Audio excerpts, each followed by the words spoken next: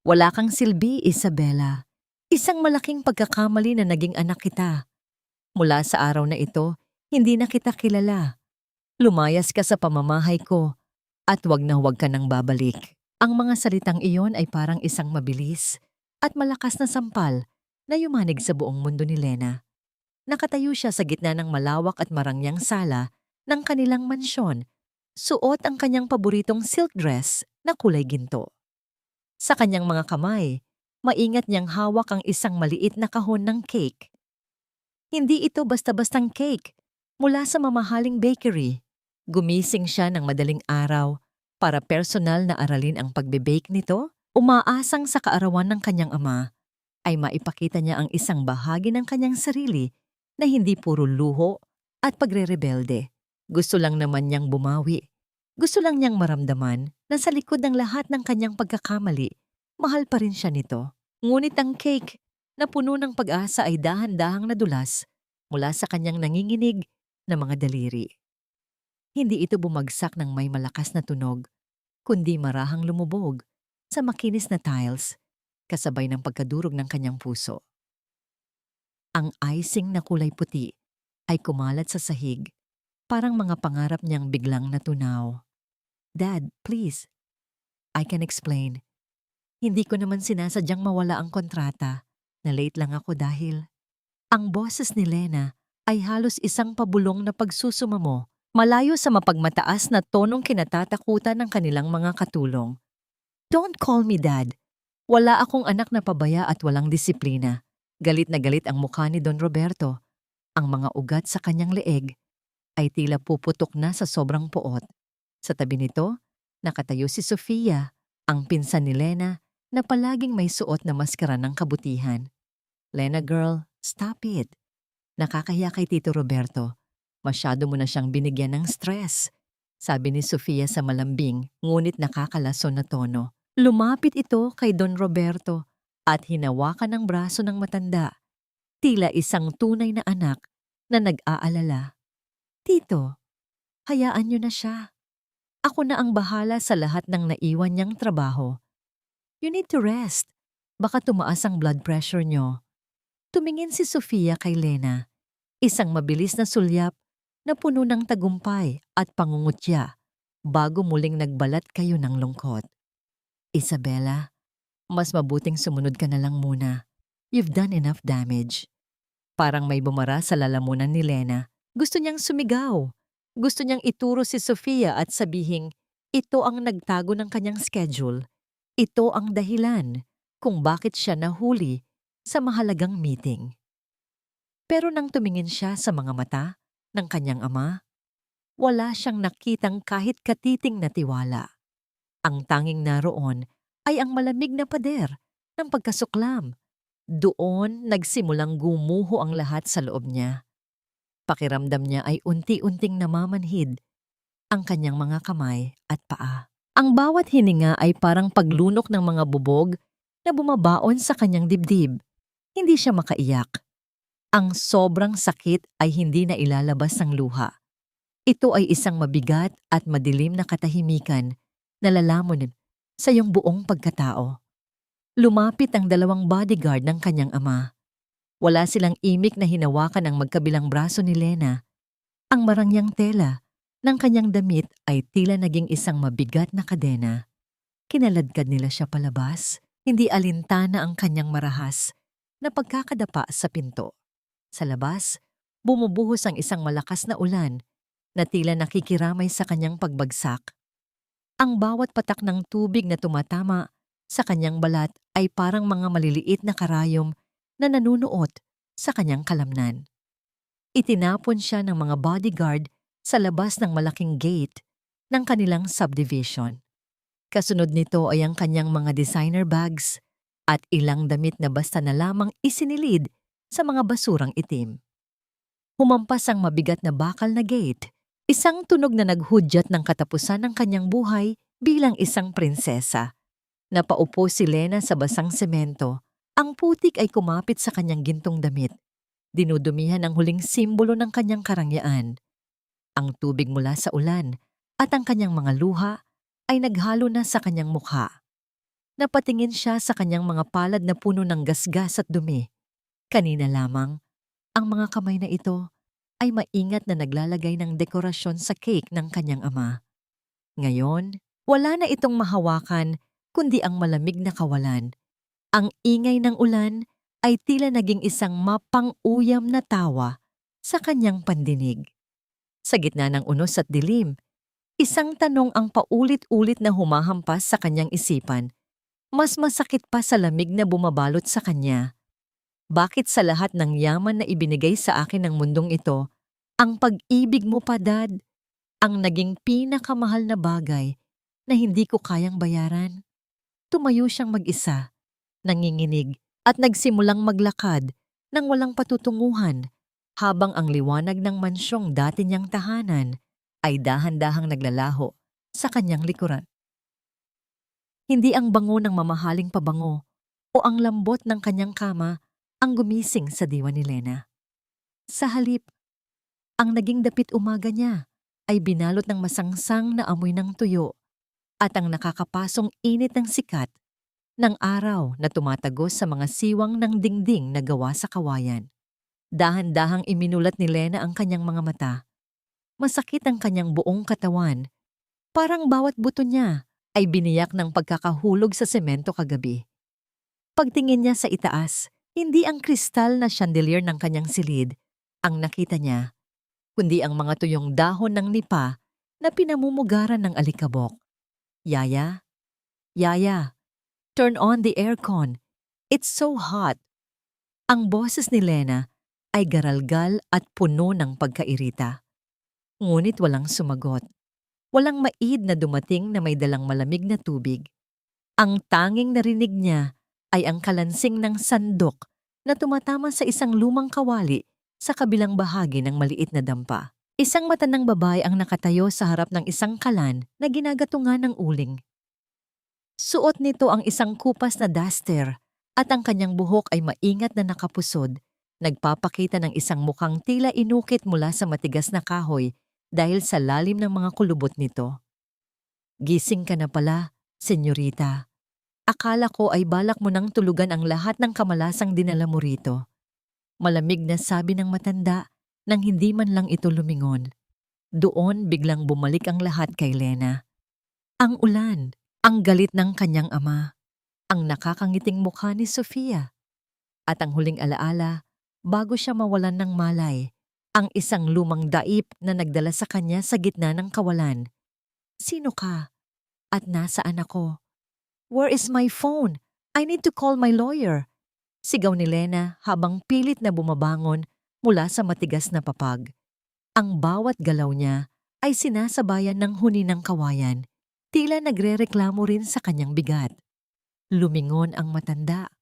Ang kanyang mga mata ay madilim at matalas, walang bakas ng takot o paghanga sa magandang mukha ni Lena. Ako si Rosa. At narito ka sa Pangasinan, malayo sa mga abogado mong tanging anang alam ay magtago ng katotohanan tungkol naman sa phone mo. Itinuro ni Rosa ang isang maliit na mesa sa sulok. Wala nang signal dito at kahit meron pa, lowbat na yan gaya ng buhay mo. Nilapitan ni Lina ang mesa at kinuha ang kanyang gintong cellphone, ngunit patay na nga ito. Parang naging isang pirasong bakal na lamang ang gamit na dati ay nag-uugnay sa kanya sa mundo ng kapangyarihan. I don't care who you are. I want to go home. My dad is he's just angry. He'll forgive me eventually. Sunduin niyo ang driver ko. I'll pay you double. No, triple. Isang maikling tawa ang kumawala sa mga labi ni Rosa. Isang tawang walang katuwaan. Ang tatay mo ang nagdala sa iyo rito, Isabela. Siya ang nakiusap sa akin. Naturuan ka ng mga bagay na nakalimutan na ng matigas mong ulo. Dito, hindi pera ang kailangan mo para mabuhay. Kailangan mo ng pawis. Inilapag ni Rosa ang isang platong may kanin at isang pirasong tuyo sa harap ni Lena.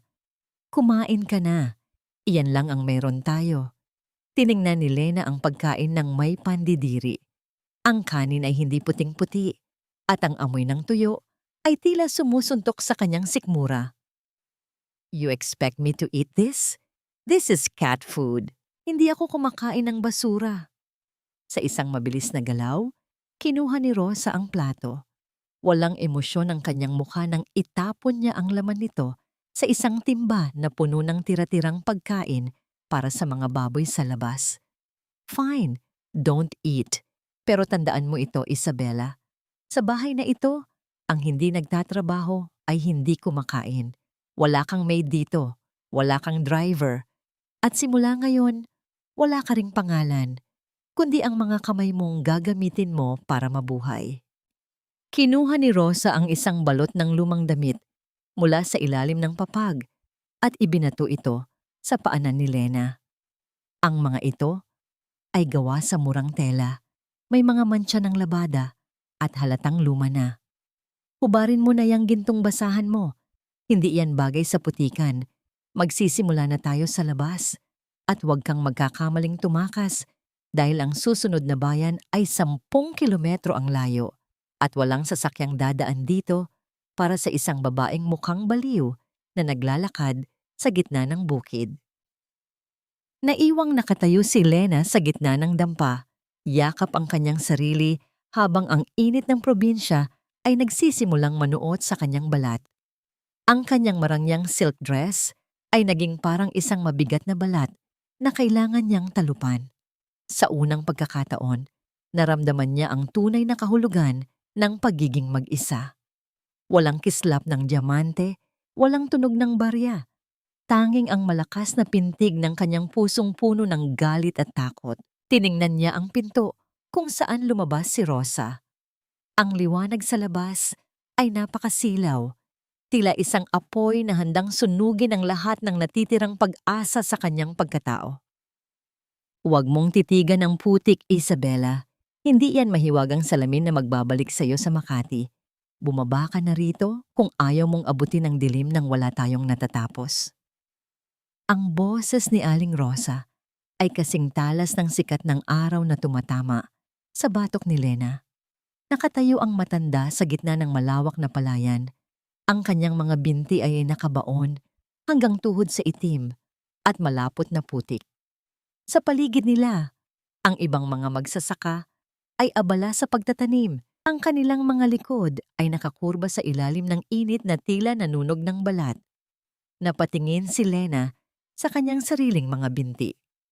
Wala na ang kanyang mamahaling stockings. Pinalitan ito ng isang kupas na pantalon na masyadong maikli para sa kanya. Ang kanyang mga paa, na dati ay tanging ang malambot na carpet ng mansyon ang dinadamhan, ay nanginginig sa gilid ng pilapil. Ang amoy ng basang lupa at nabulok na dayami ay nanunuot sa kanyang ilong. Nagpapasuka sa kanyang sikmura. I can't do this. It's disgusting. May mga uod ba dyan? Or snakes? Ang boses ni Lena ay puno ng takot, ngunit wala siyang nakuhang pakikiramay. Isang grupo ng mga babaeng magbubukid ang napalingon sa kanya. Narinig ni Lena ang kanilang mahihinang hagik-hik at bulungan na tila mga bubuyog na sumusundot sa kanyang pandinig. Tingnan mo ang senyorita. Parang linta na takot madumihan, sabi ng isang babaeng may takip na bimpo sa mukha. Akala mo naman ay ginto ang balat. Dito sa bukid, pare-pareho lang tayong nagiging kulay lupa. Sa sobrang hiya at galit, pikit matang humakbang si Lena pababa. Ang marahang paglubog ng kanyang paa sa malapot at malamig na putik ay nagpadala ng kilabot sa kanyang buong katawan. Pakiramdam niya ay hinihigop siya ng lupa. Kinukuha ang huling bahagi ng kanyang dignidad. Bawat hakbang ay parang may mabigat na kadenang nakagapos sa kanyang mga bukong-bukong. Heto ang mga binhi. Ganito ang pagtatanim. Utos ni Aling Rosa. Ipinakita nito ang mabilis at bihasang pagtusok ng mga murang palay sa putikan. Huwag kang hihinto hanggat hindi mo nararating ang dulo ng linyang yan. Sinubukan ni Lena. Yumuko siya at agad na naramdaman ang matinding kirot sa kanyang ibabang likod. Ang bawat pagtusok niya sa putik ay tila isang parusa. Ang araw ay tila lalong bumigat, bumabaon sa kanyang balikat na parang nagbabagang bakal. Ang pawis ay dumadaloy mula sa kanyang noo, pumapasok sa kanyang mga mata, nagpapalabo sa kanyang paningin. Lumipas ang mga oras na tila mga taon. Ang kanyang mga daliri ay nagsisimula ng manginig. Ang putik na dati ay kinasusuklaman niya ay tuyo na at naninigas sa kanyang balat. Nagmumukhang pangalawang balat na kulay abo. Nang sandaling huminto siya para kumuha ng hininga, tiningnan ni Lena ang kanyang mga kamay. Doon, sa ilalim ng malupit na sikat ng araw, nakita niya ang mga mapupulang paltos na nagsisimula ng bumuka. Ang kanyang mga kuko na dati ay laging malinis at may kulay ay puno na ngayon ng itim na dumi na tila hindi na kailanman mabubura. Isang mainit na luha ang pumatak mula sa kanyang mata, sumama sa pawis at dumi sa kanyang pisngi.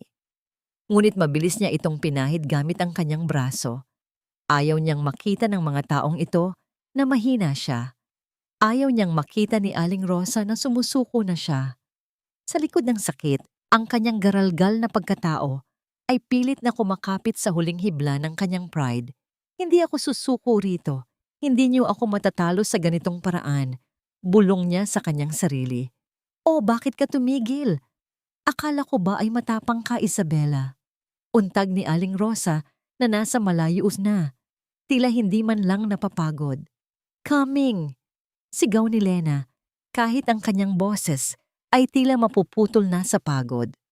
Ngunit nang itaas niya ang kanyang paa para muling humakbang, naramdaman niya ang isang matalim na sakit sa ilalim ng kanyang talampakan. Isang bagay na matigas at matulis ang bumaon sa kanyang balat sa ilalim ng putikan. Napasinghap si Lena at nawalan ng balanse. Ang kanyang katawan ay bumagsak ng pasubsob sa malapot na putikan na dumihan pati ang kanyang muka at buhok. Ang tawanan ng mga magsasaka sa paligid ay naging mas malakas, tila isang bagyong humahampas sa kanyang natitirang katinuan. Sa gitna ng kanyang pagkakadapa, habang ang lasa ng putik ay nasa kanyang mga labi, nakita ni Lena ang isang anino na tumatayo sa kanyang harapan. Hindi ito si Aling Rosa. Ito ay isang lalaking may suot na bota at barong na hindi pang bukid. Nakatingin sa kanya ng may halong pandidiri at pamilyar na pangungutya. Isabela, ikaw na ba talaga yan? Look at you. You look like a pathetic rat in the mud. Ang pagkakadapa ni Lena sa putikan ay hindi lang pisikal na pagbagsak. Isa itong pagdurog sa natitirang piraso ng kanyang pagkatao. Pagtingala niya mula sa malamig at malapot na lupa, ang pamilyar na tinig ay nagsimulang gumuho sa huling tulay na nagdurugtong sa kanya sa nakaraan. Nakatayo roon si Mateo, ang anak ng isa sa mga business partners ng kanyang ama. Si Mateo na dating nagpapadala ng mga bulaklak sa kanya araw-araw. Ngayon ay nakatingin sa kanya hindi nang may paghanga, kundi nang may malalim na pandidiri. Ang kanyang malinis na leather boots ay malinaw na kontra sa maruming kapaligiran ng sakahan. Mateo, bulong ni Lena. Ang kanyang boses ay nanginginig, hindi dahil sa lamig ng putik kundi sa labis na kahihiyan. Ang kanyang mga kamay ay automatikong pilit na tinatakpan ng kanyang maruming mukha. Isang walang kwentang pagtatangka na itago ang kanyang sarili. What are you doing here? Mabilis na tanong ni Lena. Sinusubukan pilit na ibalik ang kanyang mapagmataas na tono, pero ang lumabas ay isang garalgal na boses na puno ng pag-asa. Did Dad send you? Sinusundo mo na ba ako? Isang mapangyam na tawa ang umalingaw-ngaw mula kay Mateo. Sundo? Are you crazy, Lena? Wala na ang kumpanya ninyo. Inilipat na ng tatay mo ang lahat ng kapangyarihan kay Sofia bago siya dinala sa hospital. Ang mga salita ni Mateo ay tila mga bato na ibinato ng diretso sa dibdib ni Lena. O hospital? Anong nangyari kay Dad? He was fine kagabi. Heart attack. Malamig na tugon ni Mateo. Kaya nga ako nandito. Pinapunta ako ni Sofia para siguraduhin na hindi ka na makakabalik. She's selling the remaining assets including this piece of land. Oo, Lena, binili na namin ang lupang ito. At ang matandang bruhang nagpapatira sa iyo rito ay mapapalayas na rin bukas. Sa kabilang bahagi ng probinsya, sa loob ng dating malamig at tahimik na opisina ni Don Roberto, isang babae ang nakaupo sa malaking leather chair. Si Sofia. Hawak niya ang isang baso ng red wine. Pinagmamasdan ang mga papeles sa kanyang harapan. Mga papeles na naglilipat ng lahat ng pera ng Valderrama Corporation sa kanyang personal na account. Napangisi si Sofia nang marinig niya ang ulat mula kay Mateo sa kabilang linya. Magaling, Mateo. Make sure she stays there and rots. Gusto kong maramdaman niya ang pakiramdam na maging basura. I want her to crawl. Isang tapat na kasambahay na matagal nang naninilbihan kay Don Roberto. Si Manang Flor, ang tahimik na naglilinis sa labas ng pinto. Narinig niya ang bawat salitang binitawan ni Sofia. Ang kanyang mga kamay na may hawak na basahan ay nanginginig. Nakita niya kung paano palihim na inilagay ni Sofia ang isang puting pulbos sa inumin ni Don Roberto bago ito inatake sa puso. Nais niyang sumigaw. Nais niyang tumakbo sa pulisya. Ngunit ang kanyang anak na may sakit ay umaasa sa sweldong binibigay ng pamilya. Ang pagkatao ni Manang Flor ay nahati sa pagitan ng utang na loob sa pamilya at ng takot sa lason ng kapangyarihan ni Sofia. Yumuko siya at nagpatuloy sa pagpupunas ng sahig, lunod sa sariling luha at konsensya. Samantala, sa ilalim ng tirik na araw sa Pangasinan, unti-unting nakabangon si Lena mula sa putikan. Ang kanyang tuhod ay nanlambot, ngunit ang balita tungkol sa kanyang ama ay nagbigay ng isang pambihirang lakas sa kanyang mga kalamnan. Hindi na siya umiiyak. Ang kanyang mga mata ay nakatitig ng diretso kay Mateo. Ang apoy ng galit ay mas matinding sumusunog kaysa sa sikat ng araw. Hindi niyo pwedeng kunin ang lupang ito. Madiin at puno ng pagbabanta ang tono ni Lena. At hindi ako maniniwala na ibibigay ni Dad ang lahat kay Sofia. Tumalikod na si Mateo, halatang naiinip. Believe what you want. You have 24 na oras to pack your trash. Nang makalayo si Mateo, naramdaman ni Lena ang presensya ni Aling Rosa sa kanyang likuran. Inaasahan niyang magagalit ang matanda sa kanya dahil sa nangyari, ngunit ang nakita niya ay isang malalim at mapayapang pagtanggap sa mata ni Aling Rosa. Nakita mo na ang tunay na kulay ng mundong pinanggalingan mo, Isabela? Tanong ni Aling Rosa ng mahinahon. Ginto sa labas, bulok sa loob. Napahagulgol si Lena. Hindi na niya napigilan. Niyakap niya ang kanyang mga binti habang nakaupo sa gilid ng palayan. Ang sakit sa kanyang talampakan mula sa matulis na bato ay wala kumpara sa pagkadurog ng kanyang mundo. Ang ama niyang may sakit, ang pinsan niyang ahas, at ang nag-iisang lugar na matatawag niyang ligtas ay kukunin na rin sa kanila.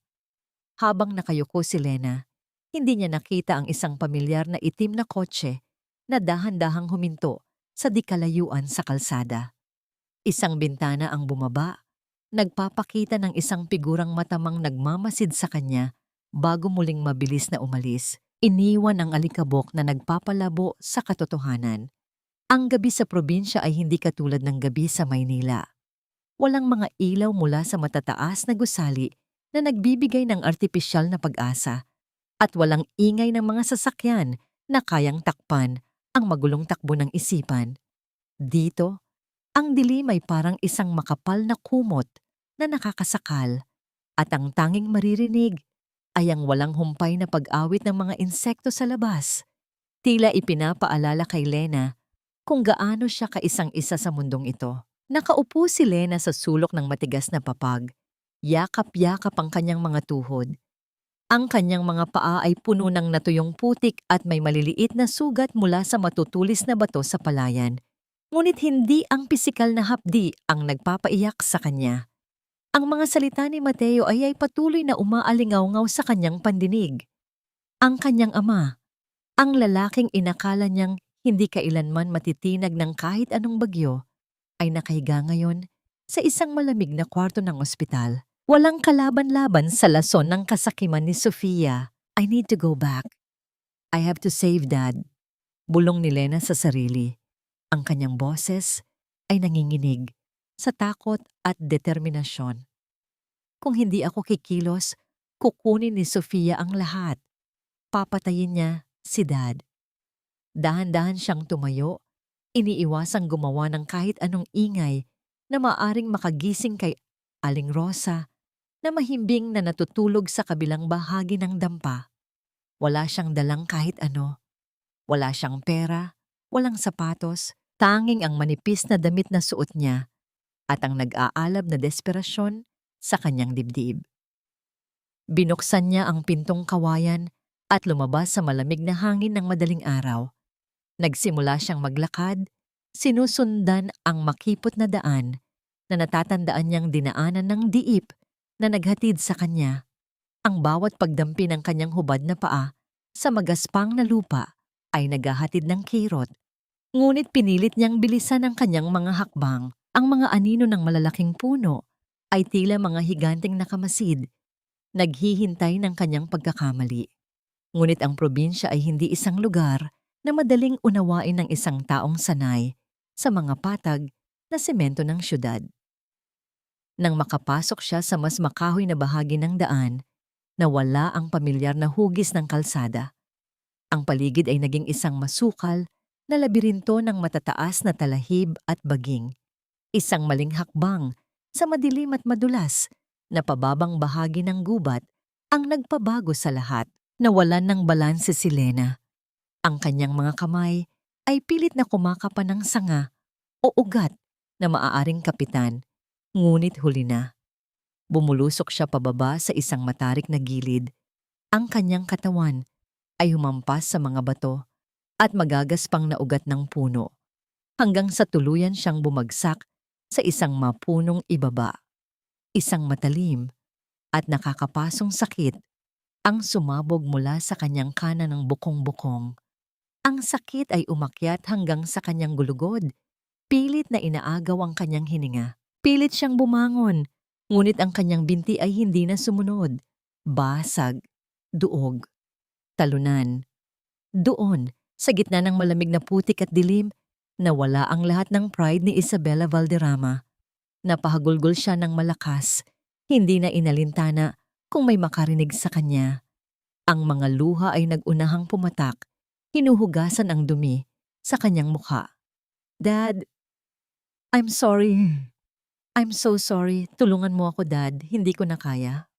Lumipas ang tila mahabang oras ng pag-iyak hanggang sa halos maubos ang kanyang boses at sa gitna ng kanyang panginginig. Isang maliit na liwanag ang sumilip mula sa itaas ng matarik na daan. Ang liwanag ng isang lumang gasera ay dahan-dahang lumapit. Hinahawi ang makapal na dilim ng gubat. Nakatayo roon si Aling Rosa. Ang mukha ng matanda ay mababanaagan ng pag-aalala na pilit itinatago sa likod ng kanyang mahigpit na panga. Walang lumabas na panunumbat sa kanyang mga labi. Walang, sabi ko na sa'yo, o tigas kasi ng ulo mo. Tahimik na bumaba si Aling Rosa sa madulas na daan nang may labis na pag-iingat. Inilapag niya ang gasera sa isang patag na bato at lumuhod sa tabi ni Lena. Maingat niyang hinawakan ang namamagang bukong-bukong ng dalaga. Napaigtad si Lena sa sakit, ngunit ang hawak ng matanda ay may kasamang banayad na init. Tila humihingi ng paumanhin sa hapdi na idinudulot nito. Pagkatapos suriin ang sugat, tumalikod si Aling Rosa at lumuhod ng bahagya sa harap ni Lena. Ipinahiwatig ng kanyang balikat na sumampa ang dalaga. Aling Rosa, mabigat ako. Hindi mo ako kaya. Nag-aalangang bulong ni Lena, ang kanyang boses ay basag at puno ng hiya. Wala pang pasanin ang hindi kinaya ng likod na ito, Isabela. Kumapit ka ng mahigpit kung ayaw mong maiwan dito sa mga ahas. Mahinahon, ngunit matatag na sagot ng matanda. Dahan-dahang isinandal ni Lena ang kanyang sarili sa likod ni Aling Rosa. Nang iangat siya ng matanda, naramdaman niya ang panginginig ng mga binti nito, ngunit hindi ito sumuko. Habang naglalakad sila pabalik, nalanghap ni Lena ang amoy ng lumang duster ng matanda. Amoy ng pinatuyong pawis, langis ng niyog, at usok ng kahoy. Ito ang amoy ng kahirapan. Ngunit sa sandaling iyon, ito ang pinakaligtas na amoy sa buong mundo. Ibinaba ni Lena ang kanyang mukha sa balikat ni Aling Rosa at doon, tahimik siyang umiyak. Ang kanyang mga luha ay bumasa-basa sa balikat ng matanda. Ito ang unang pagkakataon sa buhay niya na may umako ng kanyang bigat nang walang hinihinging kapalit, walang pinipirmahang kontrata, at walang lihim na motibo. Ngunit ang nakakapasong ginhawang yon ay mabilis na naputol. Nang matanaw nila ang dampa, ang liwanag ng buwan ay tumama sa maliit na beranda ng bahay. May isang lalaking nakaupo roon, kalmado at tahimik na naghihintay sa dilim. Ang kamay nito ay nakapatong sa isang itim na envelope na pamilyar kay Lena. Ang parehong envelope na dala ng abogado ng kanyang ama noong gabi ng kanyang pagpapalayas. Ang anino sa beranda ay dahan-dahang tumayo nang makita silang papalapit. Sa ilalim ng maputlang liwanag ng buwan, nakilala ni Lena ang pamilyar na bulto ng lalaki. Ito ay si Mang Nestor, ang pinakamatagal at pinakapinagkakatiwalaang driver ng kanyang ama. Wala itong suot na uniforme, kundi isang ordinaryong jacket na itim upang hindi makakuha ng atensyon. Walang lumabas na salita mula sa mga labi ni Mang Nestor. Ang kanyang mga mata ay nagpapakita ng matinding pag-aalala nang makita ang kalagayan ng dating mapagmataas na senyorita na ngayon ay duguan at puno ng putik. Lumapit siya kay Aling Rosa at tahimik na iniabot ang itim na envelope. Isang malalim na pagtango ang iginanti ng matanda bilang tanda ng pag-unawa. Mabilis na tumalikod si Mang Nestor at naglakad pabalik sa dilim, nilamon ng mga puno at kakahuyan hanggang sa tuluyan siyang maglaho sa paningin. Dinala ni Aling Rosa si Lena sa loob ng dampa at maingat na inihiga sa matigas na papag. Ang amoy ng dinikdik na luya at tanglad ay pumuno sa maliit na espasyo ng buksan ng matanda, ang isang maliit na bote ng langis. Ang mga kamay ni Aling Rosa, na kanina ay ginamit pang buhat sa kanya, ngayon ay marahang dumampi sa namamagang bukong-bukong ni Lena. Napaigtad si Lena at napakagat sa kanyang ibabang labi upang pigilan ang pag-iyak. Ngunit habang ipinapahid ni Aling Rosa ang mainit na langis, gamit ang kanyang magagaspang ngunit maingat na mga daliri, ang matinding kirot ay unti-unting napalitan ng isang kakaibang ginhawa. Ang bawat haplos ay tila humihigop sa sakit ng kanyang mga kalamnan at higit sa lahat, sa bigat ng kanyang dibdib. Pinagmasdan ni Lena ang mukha ng matanda. Ang mga kulubot nito ay malinaw sa ilalim ng liwanag ng gasera. "Bakit niyo po ginagawa ito?" Basag na tanong ni Lena. Ang kanyang tinig ay pinong-pino na tila natatakot mabasag ang katahimikan ng gabi. "Sinigawan ko kayo. Ininsulto ko ang bahay niyo. I treated you like trash. Bakit iniligtas niyo pa rin ako?" Huminto sa pagmamasahe si Aling Rosa. Tumingin siya sa aandap-andap na apoy ng gasera. Tila kinukuha roon ang lakas upang buksan ang isang sugat na matagal na niyang ibinaon. "May isang anak din ako noon, Isabela." Panimula ng matanda. Ang kanyang boses ay may dalang bigat ng 1,000 kalungkutan. "Kasing ganda mo at kasing tigas din ang ulo mo. Maya ang pangalan niya." Ang sabi niya, maliit daw masyado ang probinsya para sa mga pangarap niya. Kaya lumuwas siya ng Maynila. Nasilaw siya sa mga ilaw, sa magagarang damit, at sa mga pangakong walang laman. Ipinagpatuloy ni Aling Rosa ang pagmamasahe. Mas mabagal ngayon. Nakalimutan niya kung saan siya nanggaling. Sumama siya sa mga taong ang tingin sa pera ay Diyos. Nang matuklasan niyang ginagamit lang siya ng mga ito para sa sarili nilang kasakiman, huli na ang lahat. Ibinalik siya sa akin na nasa loob ng isang malamig na kahon. Naramdaman ni Lena ang pagtulo ng isang mainit na patak ng tubig sa kanyang paa. Umiiyak si Aling Rosa, ngunit walang tunog na lumalabas sa mga labi nito.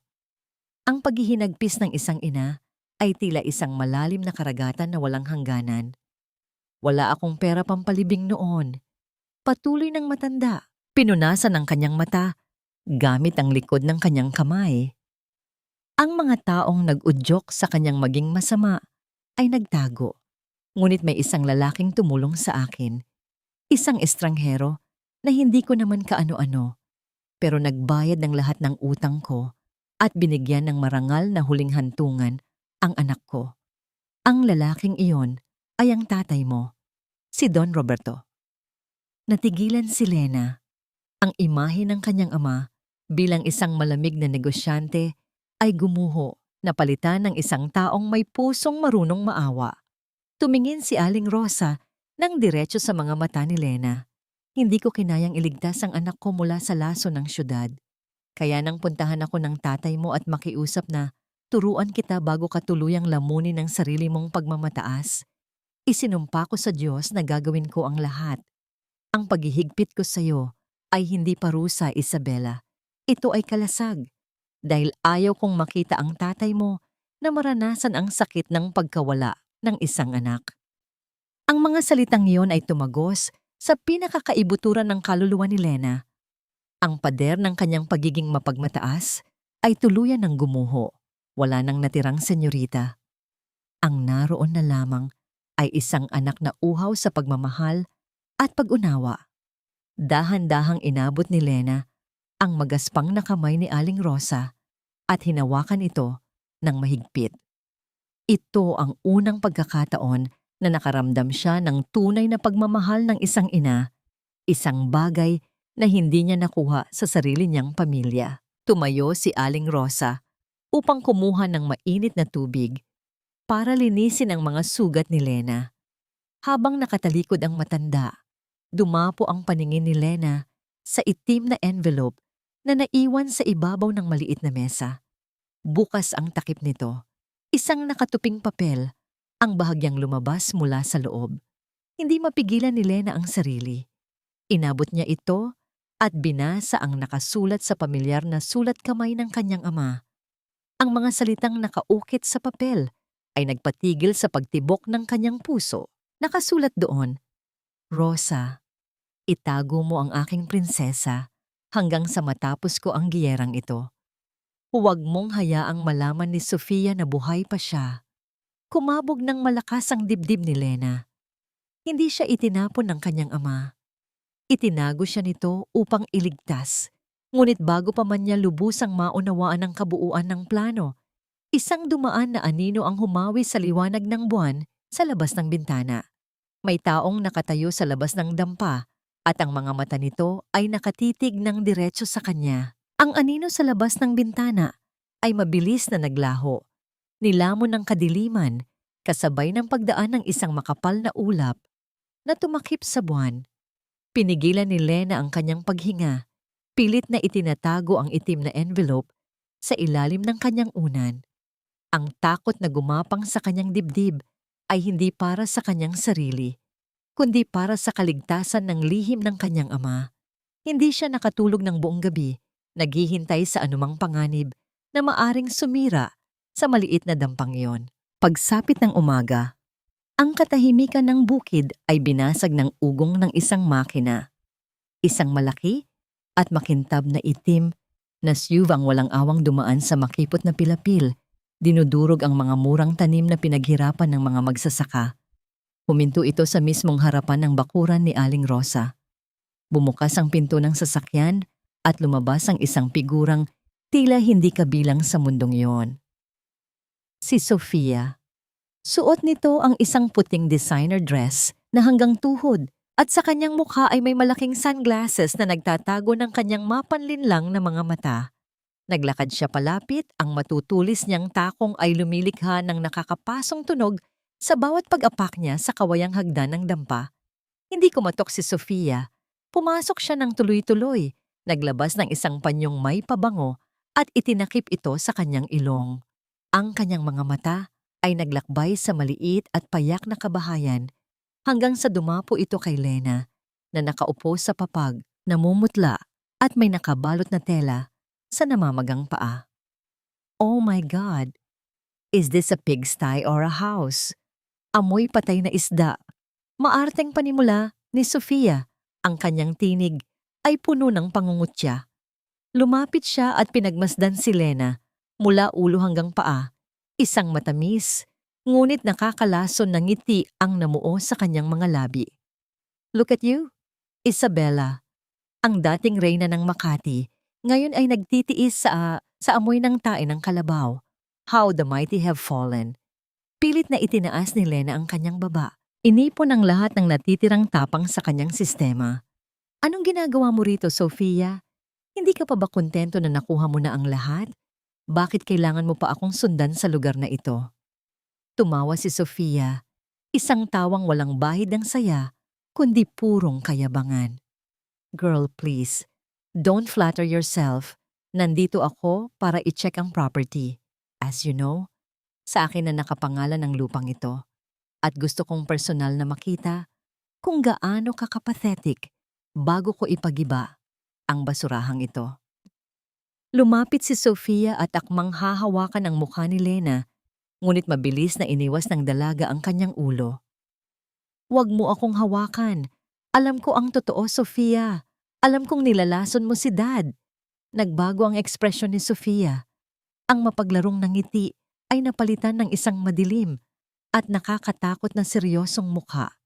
Yumuko siya para magpantay ang kanilang mga paningin. Prove it. Bulong nito na parang isang ahas na naghahanda ng tumuklaw. Sino ang maniniwala sa isang baliw at inangking anak na itinapon na sa probinsya? I have the power now, Lena. I have the money, the lawyers, the board of directors. Ikaw. Wala kang kahit ano kundi iyang balimong paa. Bago pa man makasagot si Lena, isang malamig na tinig ang umalingaw-ngaw mula sa pinto. Maaring wala siyang pera, ngunit meron siyang dangal. Isang bagay na hindi mabibili ng mga nakaw na yaman mo. Nakatayo si Aling Rosa sa hamba ng pinto. May kip-kip na mga kawayan para sa panggatong. Ang kanyang mga mata ay kasing talim ng itak. Nakatitig ng tuwid kay Sofia. Walang bakas ng takot ang matanda sa kabila ng magagarang damit at alahas ng bisita. Tumaas ang kilay ni Sofia, pinasadahan ng tingin ng matanda. At sino ka?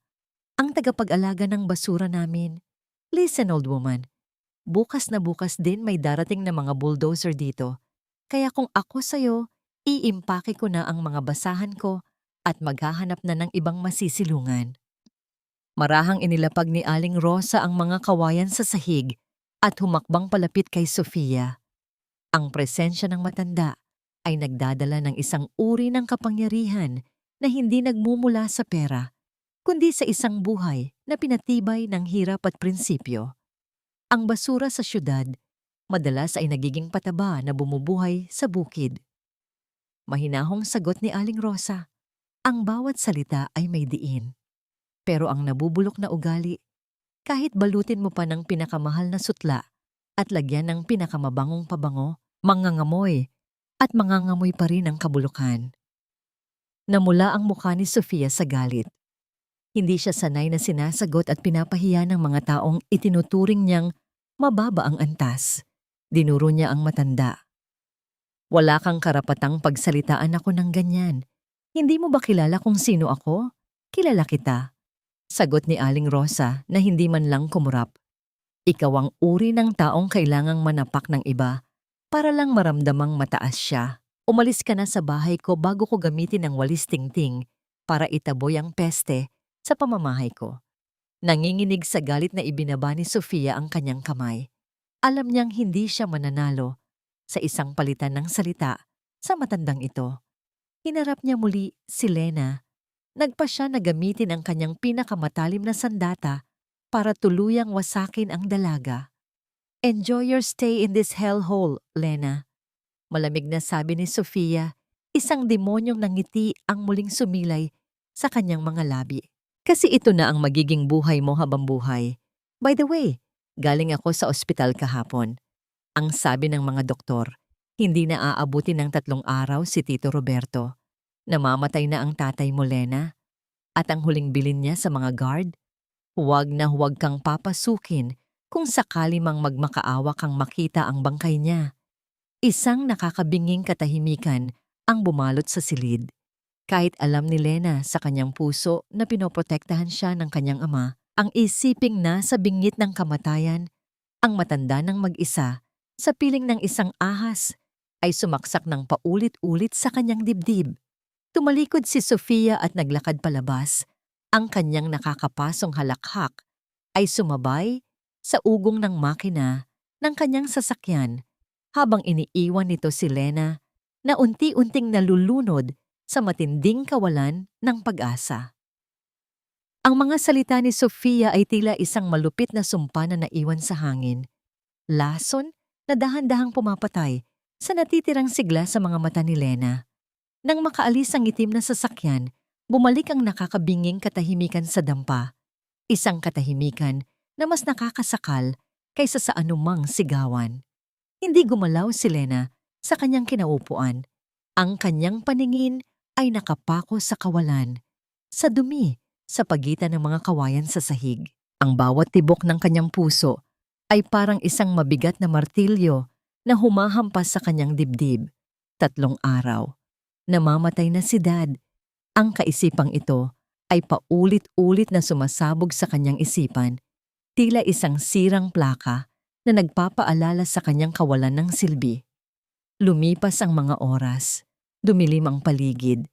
Inihanda ni Aling Rosa ang hapunan, isang simpleng lugaw na may luya para sa namamagang paa ni Lena. Ngunit nang ilapag ito ng matanda sa harap ng dalaga, tila walang nakita o narinig si Lena. Ang kanyang katawan ay naroon, ngunit ang kanyang kaluluwa ay tila naglalakad na sa madilim na pasilyo ng ospital kung nasaan ang kanyang ama. Kumain ka na, Isabela. Kailangan mo ng lakas. Mahinahong utos ni Aling Rosa. Walang sagot.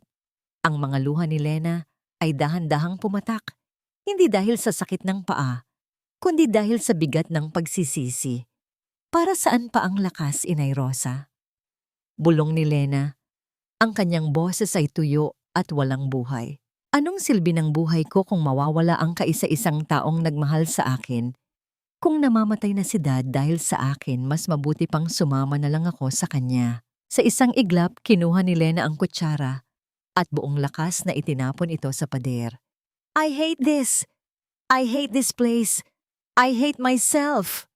Sigaw niya habang pilit na tumatayo, kahit nanginginig ang kanyang paa.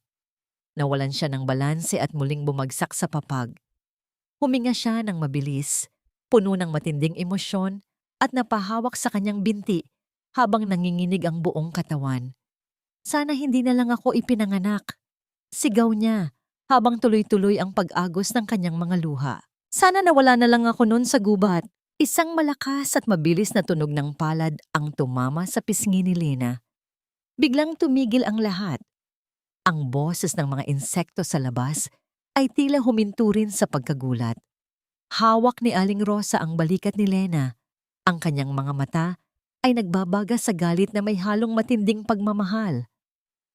Makinig ka sa akin, Isabela. Madiin ang boses ng matanda. Bawat salita ay parang isang sampal ng katotohanan. Ang mamatay ay madali. Ang sumuko ay para sa mga duwag. Kung mamamatay ka ngayon, sino ang mananalo? Si Sofia. Tatawa siya sa ibabaw ng libingan mo habang hawak ang lahat ng pinaghirapan ng tatay mo. Iyon ba ang gusto mong mangyari? Ang maging huling alaala mo sa tatay mo ay ang pagsuko mo?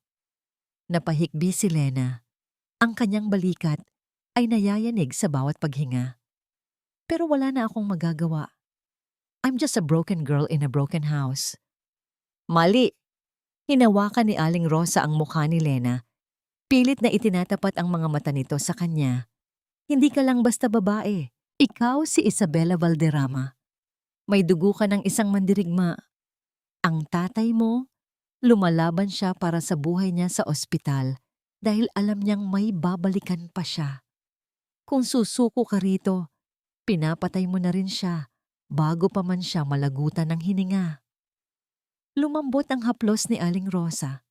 Kinuha niya ang suklay na gawa sa kahoy at dahan-dahang sinuklay ang magulong buhok ni Lena. Ang bawat hagod ng suklay ay tila nag-aalis ng mga tinik sa puso ng dalaga. Huwag mong hayaang manalo ang dilim, anak, bulong ni Aling Rosa. Sa pagkakataong ito ay puno na ng lambing. Ang bagyo ay lumilipas din, pero ang mga punong nananatiling nakatayo, pagkatapos ng unos, sila ang pinakamatibay. Gamitin mo ang galit mo bilang panggatong. Gamitin mo ang sakit mo para maging matalas.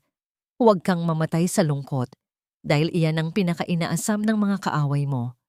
Mabuhay ka. Mabuhay ka para sa hustisya. Sa ilalim ng aandap-andap na liwanag ng gasera, isang kakaibang liwanag ang nagsimulang mabuo sa mga mata ni Lena.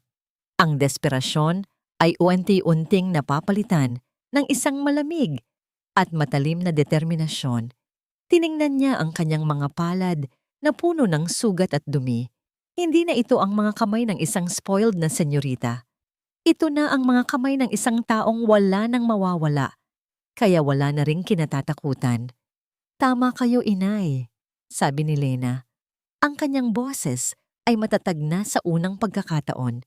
Hindi ako mamamatay rito. At hindi mamamatay si Dad hanggat hindi ko na ibabalik ang lahat ng ninakaw sa kanya. Kinuha ni Lena ang platong lugaw at nagsimulang kumain. Bawat subo ay tila isang sumpa ng paghihiganti. Hindi na niya nararamdaman ang masangsang na amoy ng tuyo o ang lamig ng gabi. Nang matapos siyang kumain, humiga siya sa papag at ipinikit ang kanyang mga mata. Ngunit bago siya tuluyang makatulog, narinig niya ang boses ni Aling Rosa na tila nanggagaling sa malayo, may ibinubulong na panalangin. At sa gitna ng katahimikan, isang mahinang kaluskos ang narinig ni Lena mula sa ilalim ng sahig ng dampa. May taong nagtatago sa ilalim ng bahay at alam ni Lena na ang taong iyon ay hindi si Mang Nestor. Isang pamilyar na amoy ng mamahaling sigarilyo ang humalo sa hangin ng probinsya. Isang amoy na tanging si Mateo lang ang gumagamit.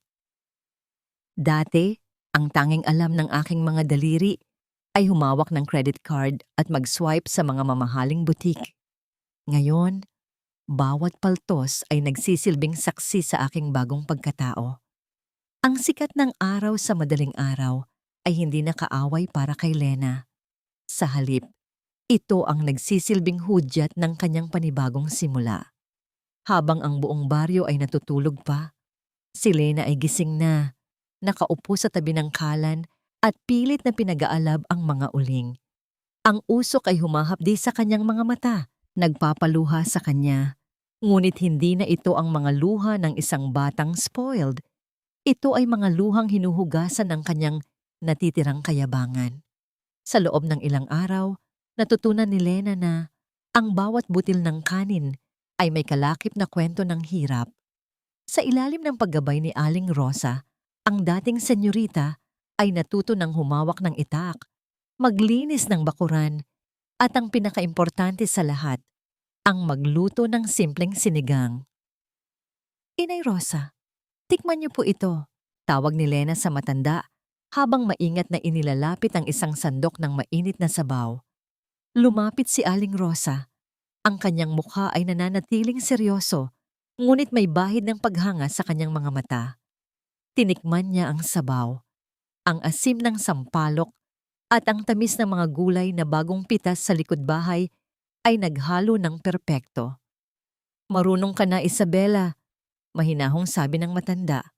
Ang pagluluto ay parang buhay. Kung hindi mo titiisin ang init ng apoy, hindi mo matitikman ang sarap ng pinaghirapan.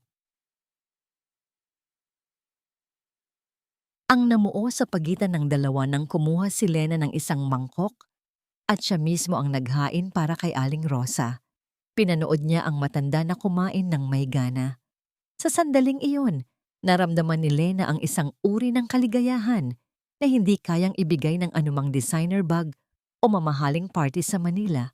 Ang kaligayahang magsilbi sa taong nagligtas sa kanya. Ngunit ang kapayapaang ito ay pansamantala lamang. Habang naglalaba si Lena sa tabi ng balon, isang pamilyar na tunog ng sapatos ang narinig niya mula sa likuran. Hindi na siya nagulat. Alam niyang hindi siya tatantanan ng mga galamay ni Sofia. Look at the domestic goddess of Pangasinan. Pagkutya ni Mateo habang nakasandal sa isang puno ng mangga, humihit-hit ng kanyang mamahaling sigarilyo. Seryoso ka ba talaga rito, Lena? You look disgusting. Amoy usok at patis. Hindi tumayo si Lena. Ipinagpatuloy niya ang pagkusot sa mga damit ni Aling Rosa. Kung nandito ka lang para mang-insulto, Mateo, nag-aaksaya ka lang ng gasolina, mas mabuting bumalik ka na sa Manila at sabihin kay Sofia na hindi ako natatakot sa inyo. Lumapit si Mateo at itinapon ang upos ng sigarilyo sa tumpok ng mga nilalabhan ni Lena. Huwag kang masyadong matapang. Nandito ako para bigyan ka ng huling pagkakataon.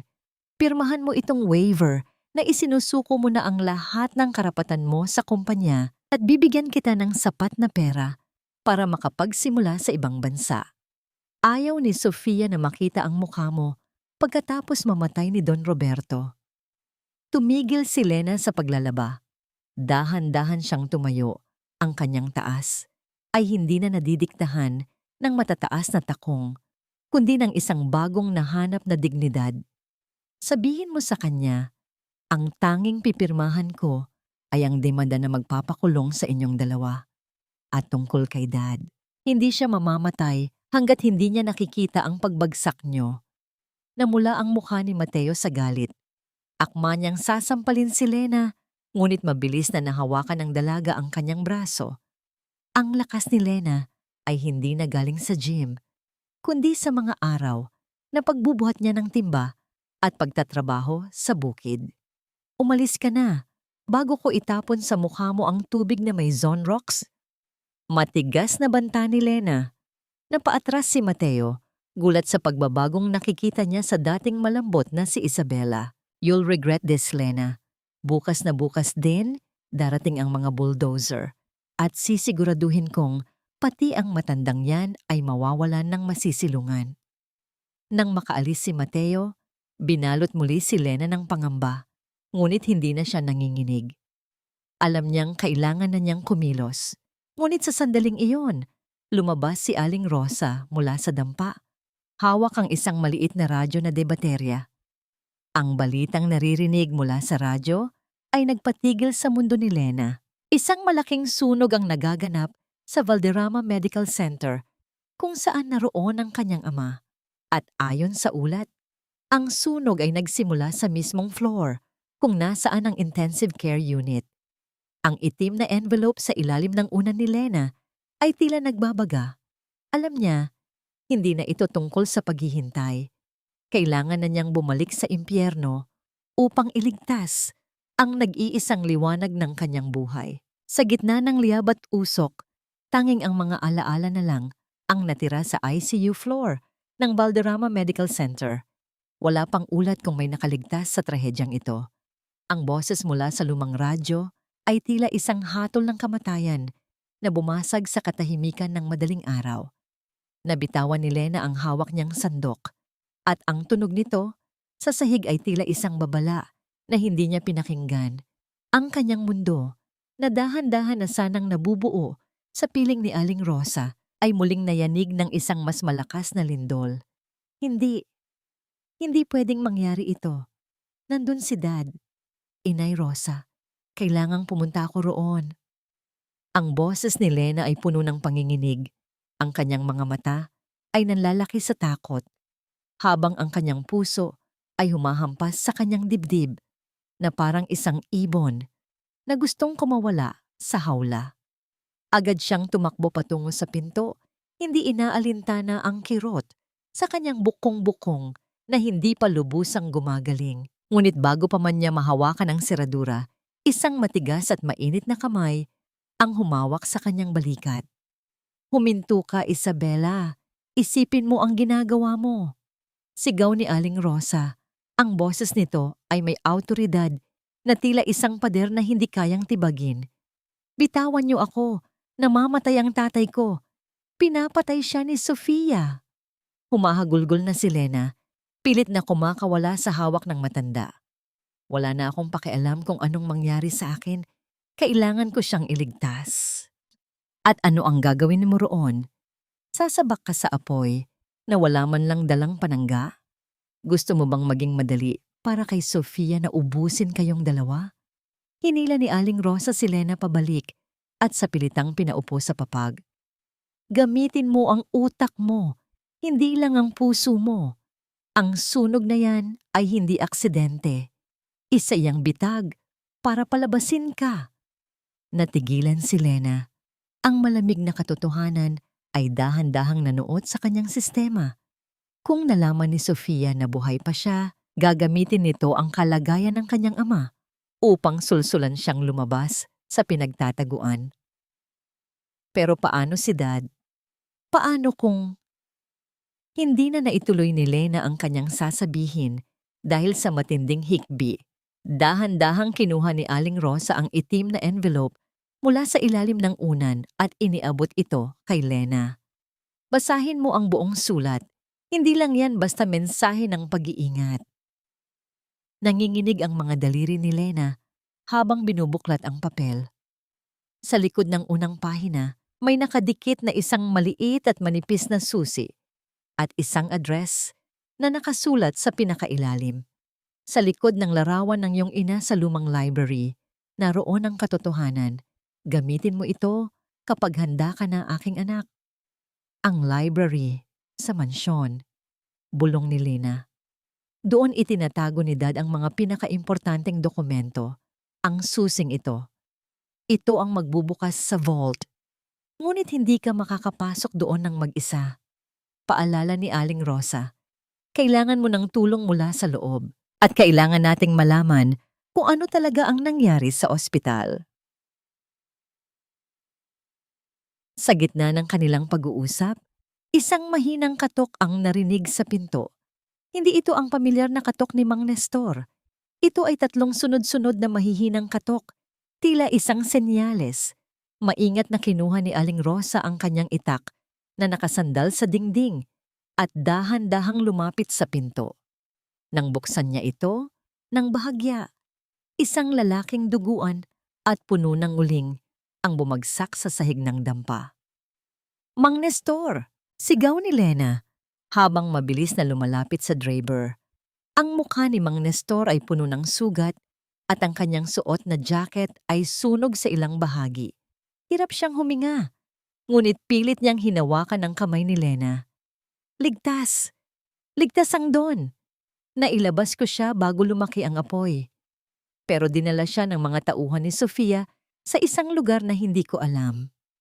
Nasaan si Sofia ngayon? Tanong ni Aling Rosa habang nililinis ang sugat ni Nestor. Naghahanda na siya para sa anunsyo bukas.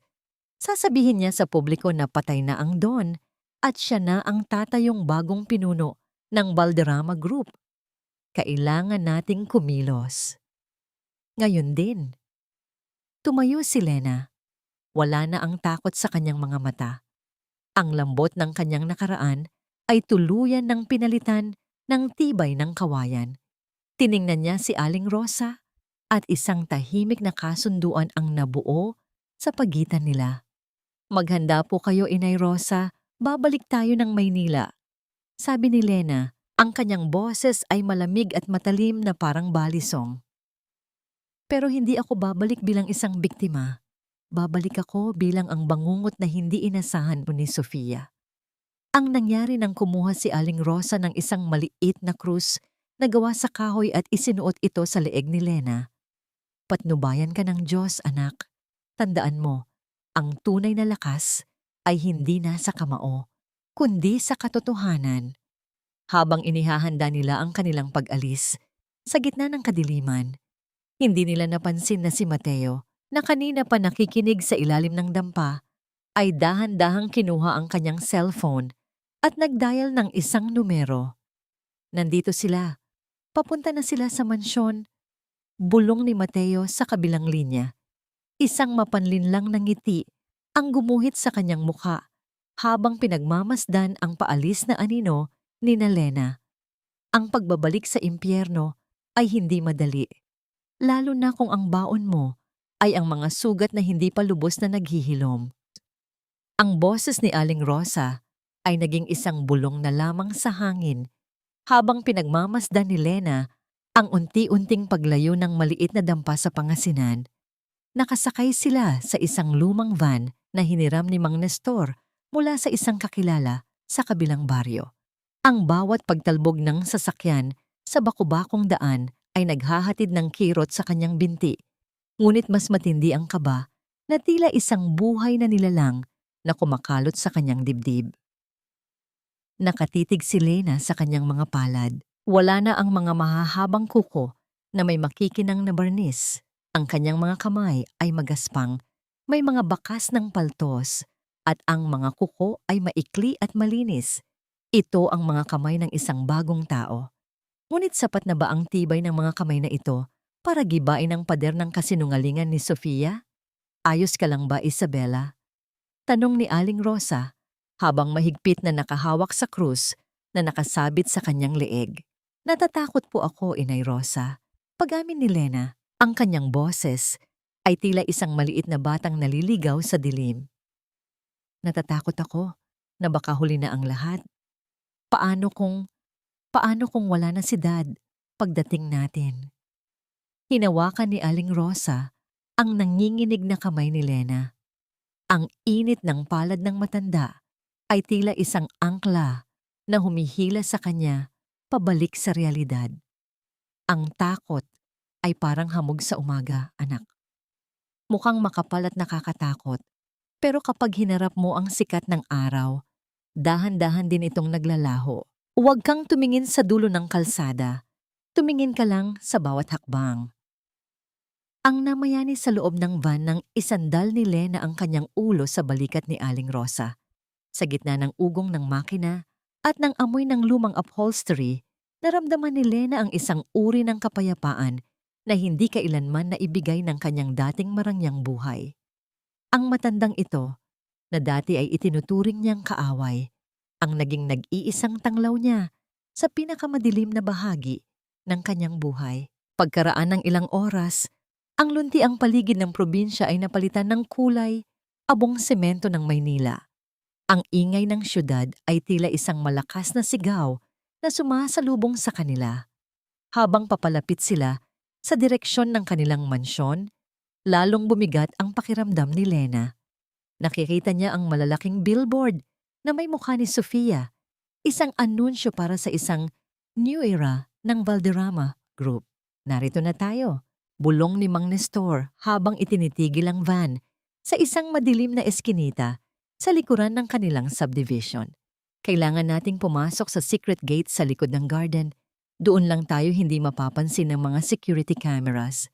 Dahan-dahang bumaba si Lena, inaalalayan ni na Aling Rosa at Mang Nestor. Ang kaba sa kanyang dibdib ay tila isang tambol na lalong bumibilis ang pagtibok. Maingat silang gumapang sa pagitan ng matataas na halaman sa kanilang garden hanggang sa marating nila ang pader na may nakatagong pinto. Inilabas ni Lena ang maliit na susing ginto mula sa kanyang bulsa. Ang kanyang mga daliri ay nanginginig nang ipasok niya ito sa butas ng susi. Isang mahinang tunog ng pag-ikot ng mekanismo ang narinig. At ang pinto ay dahan-dahang bumukas. Pumasok sila sa loob ng library. Ang amoy ng mga lumang libro at leather ay tila isang yakap mula sa kanyang kabataan. Ngunit ang silid ay madilim at tahimik, tila isang sementeryo ng mga alaala. Mabilis na lumapit si Lena sa malaking painting ng kanyang ina na nakasabit sa gitna ng silid. Dito. Bulong ni Lena. Inurong niya ang gilid ng painting at tumambad ang isang digital vault. Ngunit bago pa man niya ma-type ang passcode, biglang bumukas ang lahat ng ilaw sa library. Ang silaw ay tila isang sampal sa kanyang mga mata. I knew you'd come, Isabela. Home sweet home, right? Nakatayo sa may pinto si Sofia, suot ang isang kulay itim na gown na tila isang reyna ng kadiliman. Sa tabi niya ay si Mateo, na may hawak na baril na nakaturo sa kanila. Ang ngiti ni Sofia ay mas matalas pa sa anumang patalim. Did you really think you could outsmart me in my own house? Sabi ni Sofia habang dahan-dahang lumalapit. Salamat kay Mateo. Alam ko ang bawat galaw niyo. At tungkol sa vault na yan, don't bother. Binago ko na ang passcode kaninang umaga. Napatingin si Lena kay Mateo. Ang sakit ng pagkakalansad ng kanyang buong pagkatao ay muling bumalik. Mateo, pati ba naman ikaw? Tumawa si Mateo, isang tawang puno ng kawalan ng hiyang pagtatraydor. Business is business, Lena. At ang business ngayon ay nasa panig ni Sofia. Where is my father? Sigaw ni Lena. Ang kanyang boses ay puno ng puot at desperasyon. Huminto si Sofia sa mismong harap ni Lena at hinawakan ang leeg ng dalaga ng mahigpit. Ang tatay mo? Gusto mo ba talagang malaman kung nasaan siya? Bakit hindi mo itanong sa matandang kasama mo? Si Aling Rosa. Ang babaeng pinagkatiwalaan mo. Siya ang huling taong nakakita sa tatay mo bago siya mawala sa ospital. Nanlaki ang mga mata ni Lena.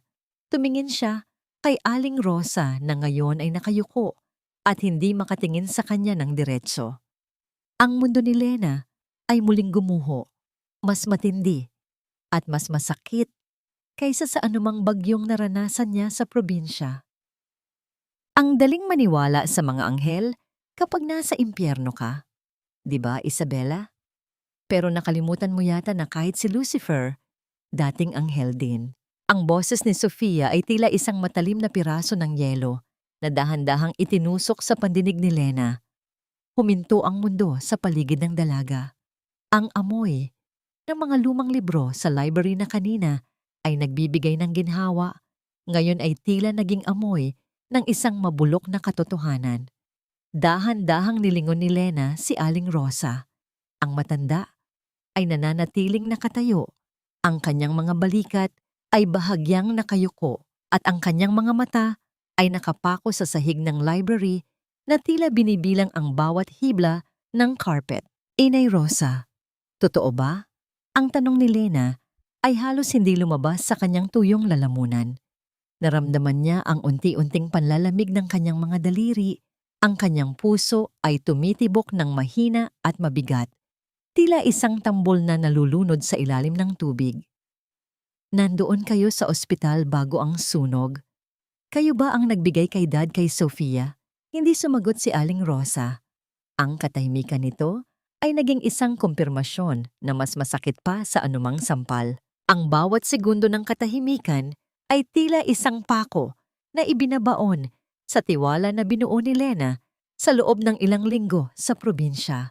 Humalakhak si Sofia, isang tunog na puno ng tagumpay at pangungutya habang dahan-dahang lumalakad paikot kay Lena. Tila isang mandaragit na pinaglalaruan ang biktima. You see, Lena, pera lang ang kailangan ng mga taong yan. Binayaran ko siya para siguraduhin na hindi na makakalabas ang tatay mo sa ICU floor bago lumiyab ang apoy. Why do you think she took you to the province? To protect you? No, girl. To hide you. Para wala kang magawa habang inuubos ko ang lahat ng sa inyo. Lalong lumapit si Sofia at bumulong sa tenga ni Lena. Ang kanyang hininga ay amoy mamahaling wine at kasamaan. Ang akala mo ay pag-ibig, utang na loob lang pala. Pinaglaruan ka ng matandang iyan gaya ng paglalaro ko sa tatay mo. Naramdaman ni Lena ang pag-ikot ng paligid. Ang bawat hininga niya ay parang paglunok ng mga bubog. Ang imahe ni Aling Rosa na nagmamasahe sa kanyang binti. Ang boses nito na nagdarasal sa gabi. Ang init ng likod nito habang kinakarga siya. Lahat ng yon ay tila naging isang malaking kasinungalingan. Gusto niyang sumigaw. Gusto niyang saktan ang lahat. Ngunit ang tanging nagawa niya ay ang mapaupo sa sahig. Ang kanyang mga tuhod ay tuluyan ng bumigay sa bigat ng pagkakanulo. Ngunit sa gitna ng kanyang pagluha, naramdaman ni Lena ang isang mahigpit na pagkakahawak sa kanyang braso. Hindi ito si Sofia. Ito ay si Aling Rosa. Isabela, tumingin ka sa akin. Ang boses ni Aling Rosa ay basag. Puno ng pait ngunit may kakaibang determinasyon. Huwag niyo akong hawakan. Sigaw ni Lena habang pilit na kumakawala. Makinig ka. Ang boses ng matanda ay umalinggaw-ngaw sa buong library, mas malakas pa sa boses ni Sofia. Totoo, nandoon ako sa ospital. Totoo, binayaran ako ni Sofia. Pero ang hindi niya alam, tinanggap ko ang pera niya para makapasok sa ICU floor at mailabas ang tatay mo Bago pa man dumating ang mga tauhan niya, natigilan ng lahat. Maging ang nangisi sa mukha ni Sofia ay biglang naglaho, napalitan ng isang nanlilisik na tingin.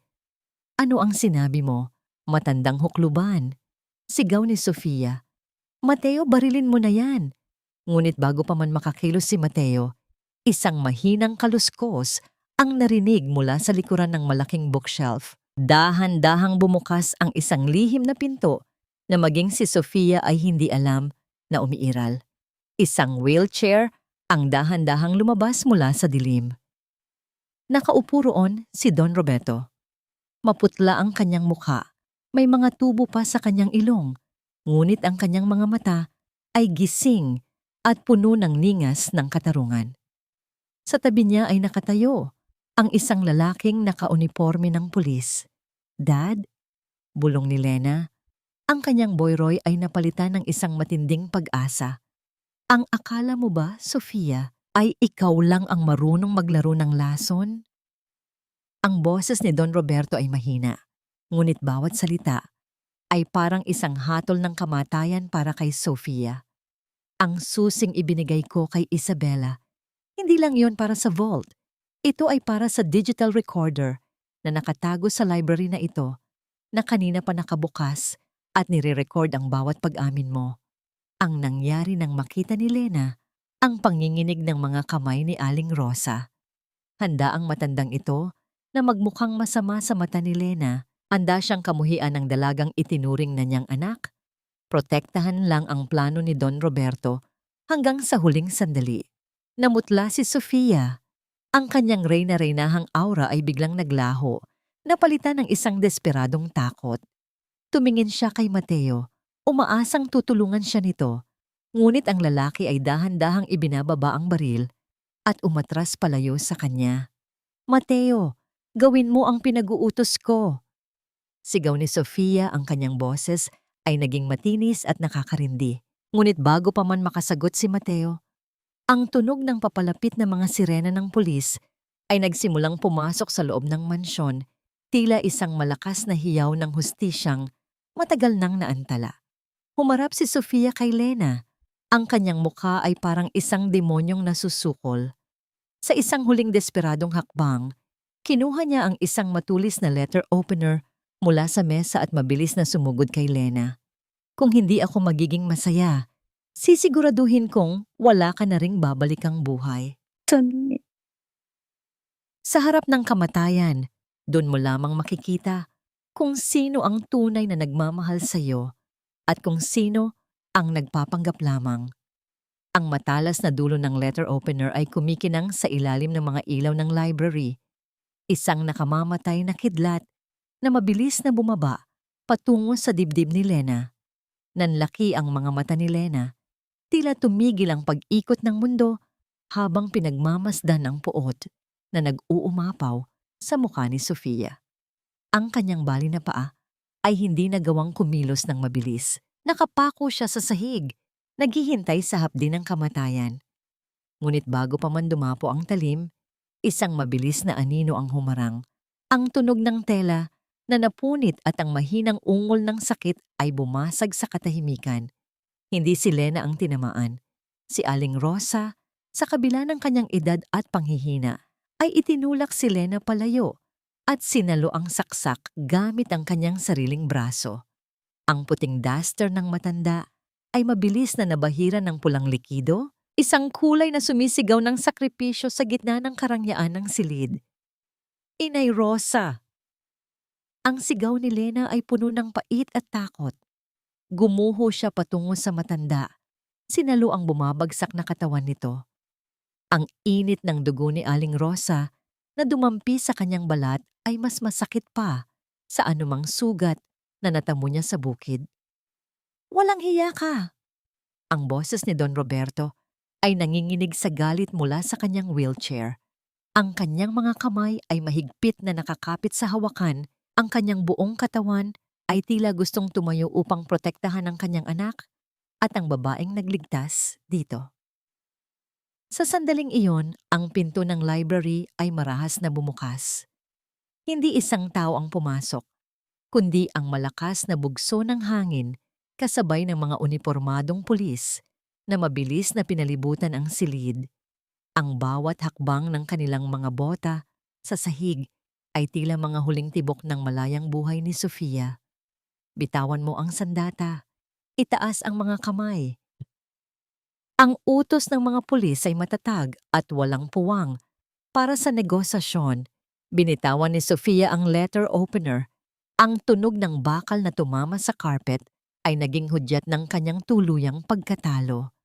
Napaluhod siya. Ang kanyang magandang gown ay gusot-gusot na.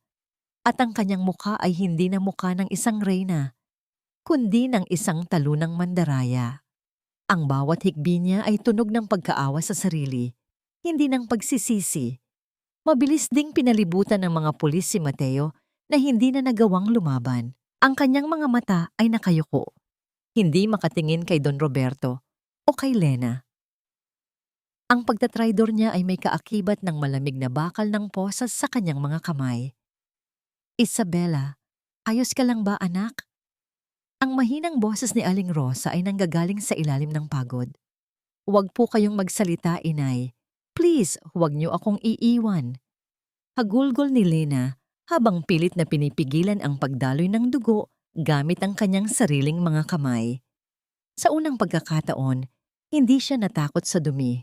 Ang dugo ni Aling Rosa ay banal para sa kanya. Dad, kailangan natin ng ambulansya. Dad! Ang nangyari nang hawakan ni Don Roberto ang kamay ni Lena at ni Aling Rosa nang magkasama. Ang tatlong kamay na magkakaiba ang kwento.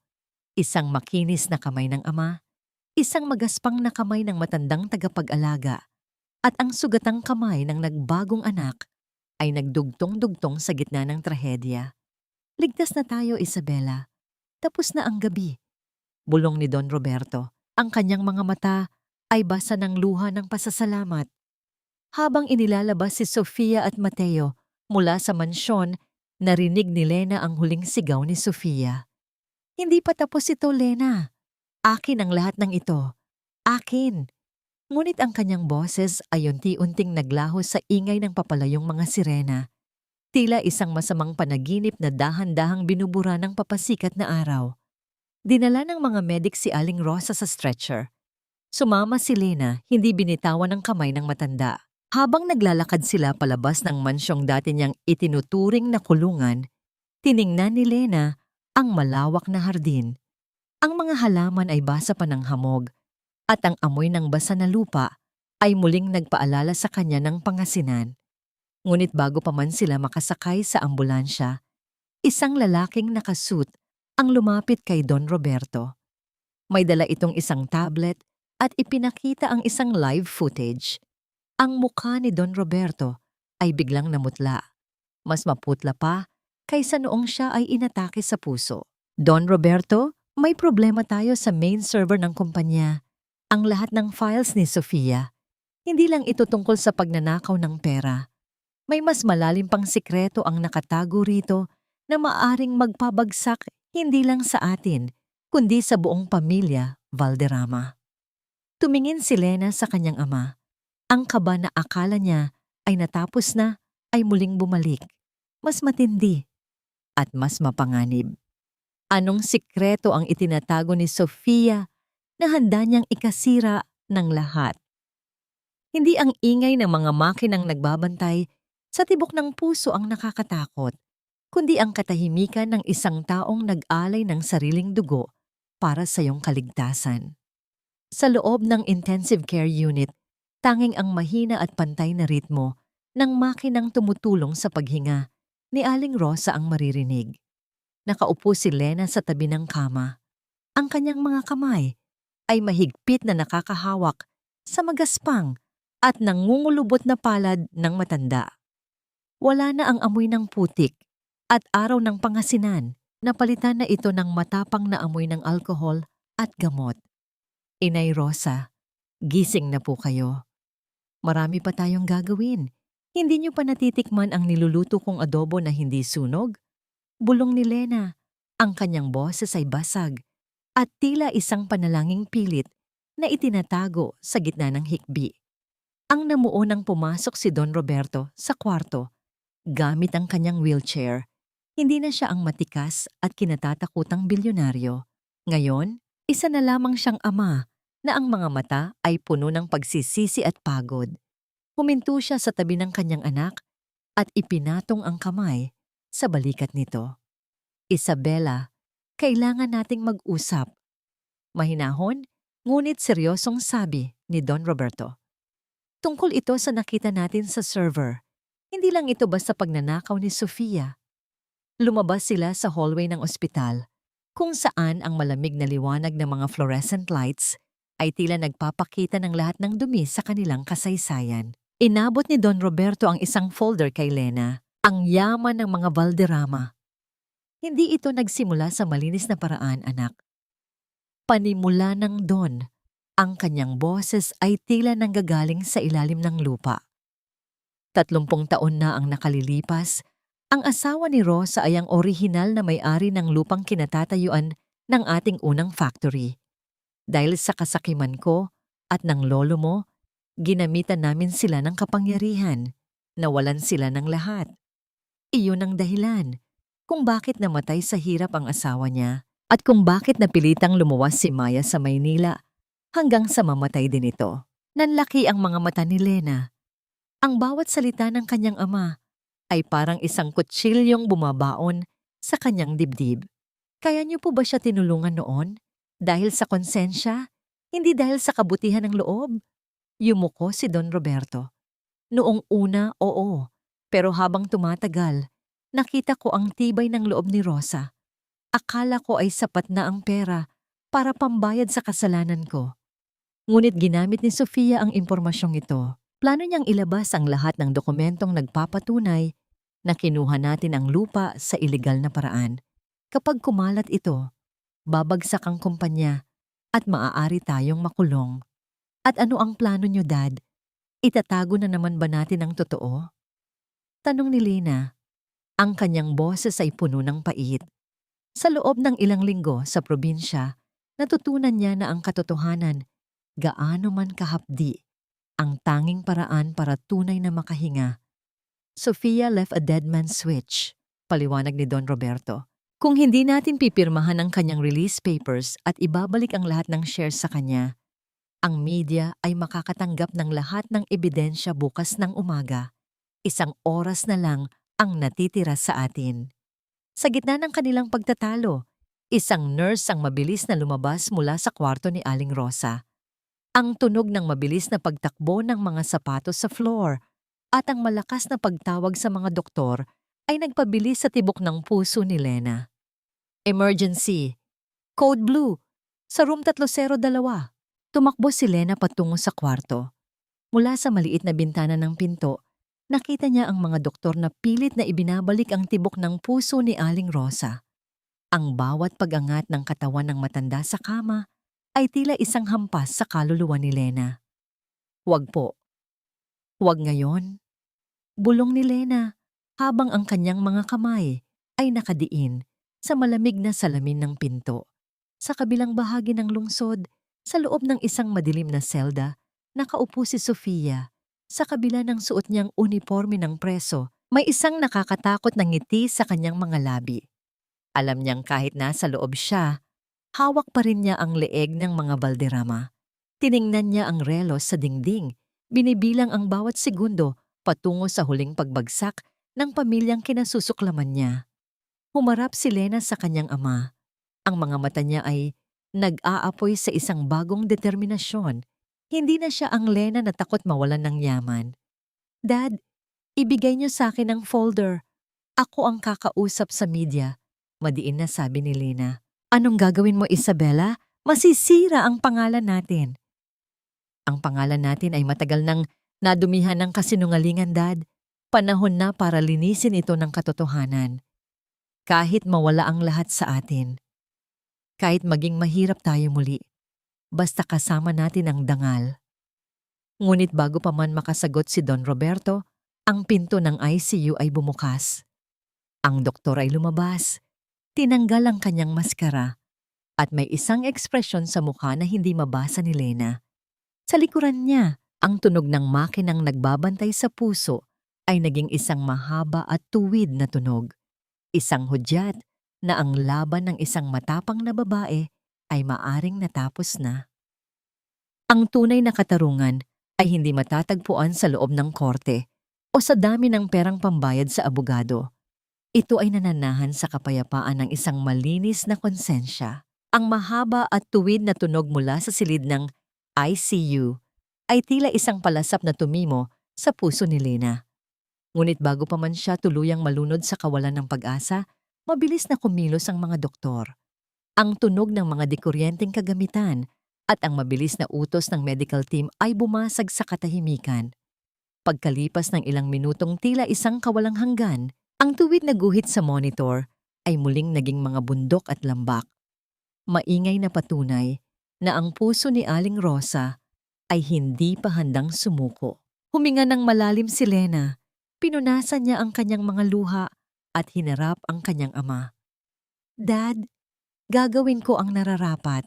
Hindi tayo susuko sa pananakot ni Sofia. Kinabukasan, sa harap ng napakaraming reporter at nagliliyab ng mga ilaw ng kamera, tumayo si Lena sa podium ng Valderrama Group. Wala na ang kanyang mga mamahaling alahas at designer suits. Nakasuot siya ng isang simpleng puting blusa, ang kanyang buhok ay maingat na nakatali at ang kanyang mga mata ay diretso at matapang na nakatingin sa bawat lens ng kamera. Nandito ako upang ilabas ang katotohanang matagal nang ibinaon ng aming pamilya. Panimula ni Lena, ang kanyang boses ay hindi nanginginig sa harap ng buong bansa. Inaamin namin ang lahat ng pagkakamali ng aming mga ninuno. Ang lupang kinatatayuan ng aming tagumpay ay may bahid ng luha ng mga taong pinagkaitan namin. Handa kaming managot. Handa kaming ibalik ang lahat. Ang bulungan ng mga reporter ay tila isang malakas na agos ng tubig, ngunit hindi ito pinansin ni Lena. Inilabas niya ang mga dokumentong nagpapatunay sa mga ilegal na gawain ni Sofia at ang tangkang pangingikil nito. At sa aking pinsan na si Sofia, ang iyong pananakot ay wala ng kapangyarihan dahil mas pipiliin naming magsimula. Muli sa wala kaysa mabuhay sa loob ng isang marangyang kasinungalingan. Sa loob ng bilangguan, napanood ni Sofia ang live broadcast sa isang maliit at lumang telebisyon. Ang kanyang mukha ay namutla. Ang kanyang mga mata ay nanlaki sa galit at hindi makapaniwalang katotohanan. Ang lahat ng kanyang alas, ang lahat ng kanyang pinaghihirapang plano ay winasak ni Lena sa loob lamang ng ilang minuto. Ang hiyaw ng galit ni Sofia ay umalingaw-ngaw sa malamig na pader ng selda, ngunit wala nang nakikinig. Isang linggo ang lumipas. Ang Valderrama Group ay sumailalim sa isang malaking restructuring. Marami silang nawalang ari-arian upang pambayad sa mga biktima ng nakaraan, ngunit ang kumpanya ay nanatiling nakatayo. Mas matibay dahil ito ay malinis na. Si Mateo, dahil sa takot na mabulok sa kulungan, ay tumestigo laban kay Sofia bilang kapalit ng mas mababang parusa. Ang nangyari nang sa wakas ay ilabas si Aling Rosa sa ICU at ilipat sa isang regular na kwarto. Dahan-dahan niyang iminulat ang kanyang mga mata at nakita si Lena na natutulog sa tabi ng kanyang kama. Ang kamay ng dalaga ay mahigpit pa ring nakahawak sa kanya. Nang magising si Lena, sinalubong siya ng isang matamis at mahinang nangiti mula sa matanda. Inay Rosa, gising na po kayo. Bulong ni Lena. Ang kanyang mga mata ay muling nabasa ng luha, pero sa pagkakataong ito ay luha ng wagas na pasasalamat. Isabela, narinig ko ang lahat sa balita. Mahinang sabi ni Aling Rosa. Proud ako sa iyo, anak. Ngayon, isa ka na ngang tunay na Valderrama. Hindi dahil sa pera mo, kundi dahil sa tapang mo. Pumasok si Don Roberto sa kwarto. Dala ang isang maliit na folder. Lumapit siya kay Aling Rosa at lumuhod sa tabi ng kama nito. Isang aksyon na hindi kailanman inasahan ni Lena mula sa kanyang mapagmataas na ama. Rosa, patawarin mo ako, sabi ni Don Roberto. Ang kanyang boses ay puno ng pagsisisi. Hindi ko maibabalik ang asawa mo o si Maya. Pero ibabalik ko sa iyo ang lupang kinuha namin. Gagawa tayo ng isang pundasyon para sa mga magsasaka sa Pangasinan at ikaw ang mamumuno nito. Gusto kong gugulin ang natitirang buhay ko sa pagbawi sa mga pagkakamali ko. Hinawakan ni Aling Rosa ang kamay ni Don Roberto. Ang pagpapatawad ay hindi ibinibigay dahil karapat-dapat ang isa, kundi dahil kailangan ng ating puso ang kapayapaan.